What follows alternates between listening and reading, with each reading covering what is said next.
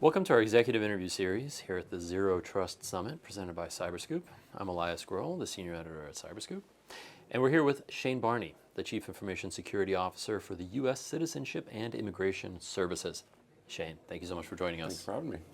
So I'd like to start by asking you, what are the biggest technical challenges your agency still faces to meet the mandates of the White House executive order on Zero Trust? Well, I think USCIS is a little bit different. I often say we have first world problems. We started Zero Trust before Zero Trust was cool. We were actually, because we were so cloud heavy, we're 100% cloud now. But even in 2015, 2014, we were 50, 60% cloud at that point. We began realizing as a security organization some of the value that we could get out of cloud technologies, whether it was automation, whether it was visibility and logging.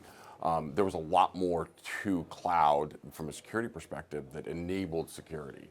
So we started pursuing what would later become sort of Zero Trust tenets then.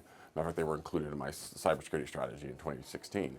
And these were things that were somewhat, to me, they're very obvious, and it's more cyber hygiene than what I would call Zero Trust. But it was getting identity right. It was doing role-based access. It was automation for your certificates and token-based technologies, because that's so critical in cloud. And so these things we did, and we did them very early on. We were 100% single sign-on by 2016. We were 100% role-based access by 2018. Across the agency. And so we realized the value add of that technologies very early on. So when Zero Trust came out, we were that much further ahead. We had already learned how to do automation across our spectrum, and we automate 60% of my SOC today, which is about the limits of what you can get away with. And so we really pushed the envelopes in a lot of those areas. So when we start talking about technical challenges within the Zero Trust realm, what I'm faced with now is something kind of on the other side of that. Where we have gotten 100% role-based access for the agency, we're now faced with managing 5,000 different roles. And what we've learned very quickly is it's not possible. Not in a good way anyway. And so now, of course, is the shift to attribute-based role-based access, or attribute-based access. And that is sort of the big technical challenge from an identity infrastructure or identity perspective. And then, of course, there is the marrying up of your identities and your data. And that is a huge challenge for USCIS. I think it's a challenge for anybody. The data side of Zero Trust is always going to be a challenge. Data is forever fluid, always changing. Combinations of data are always changing and creating different perspectives or different sensitivities that have to be protected. And so figuring all that out and doing it at scale and speed, very, very difficult to do. I think from a networking perspective, because we are cloud heavy, we realized very early on that our perimeter was just fantasy. It was always fantasy. It was just something we pretended was there. And so embracing sort of the ability to move our perimeters around using code is something we adopted very early on. So the idea of network segmentation is it's daily operations for us. So I think the real challenges we're left with then is mostly in that data side, and then dealing with sort of the large complexities of a Zero Trust environment. Where are you seeing signs that AI can help accelerate your agency's efforts to implement some of these Zero Trust issues that you've mentioned? Well, and I think that's a great question, especially given how quickly AI is sort of taking over what everybody is talking about. We've started leveraging AI early.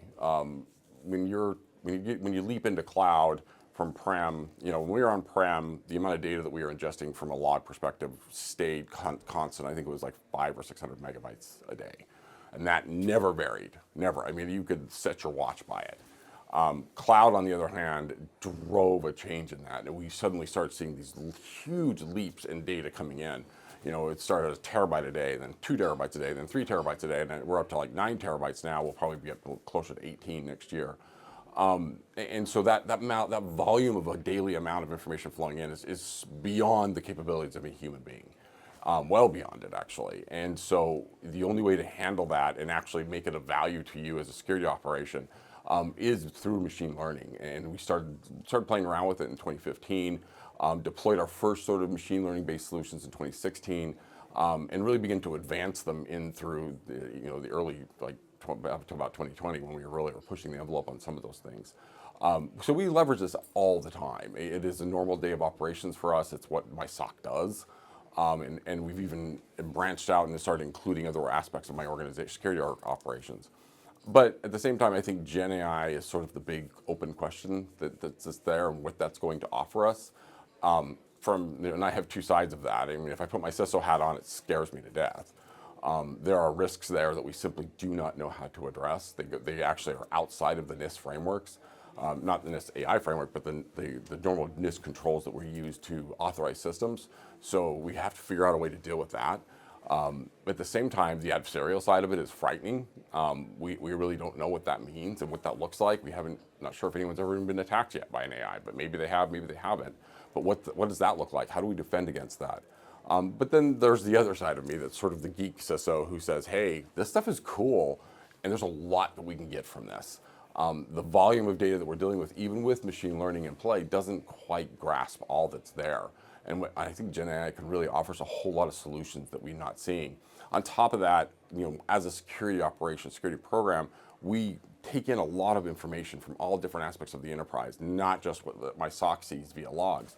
I would love it if we had Gen AI in place that would go through and begin looking at those correlations between system security plans and privacy information that's provided, architectural drawings of our systems, and actually being able to make sense of that and finding vulnerabilities that we are missing, and kind of pulling that all together and breaking down silos within security programs.